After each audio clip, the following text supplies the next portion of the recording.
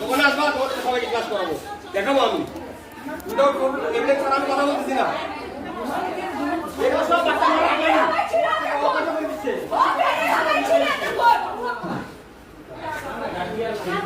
আমার মোবাইলের দোকান, যেহেতু দাম একটু আমার কাছে আসবে, আমি তোমার ভিডিও দেখাবো।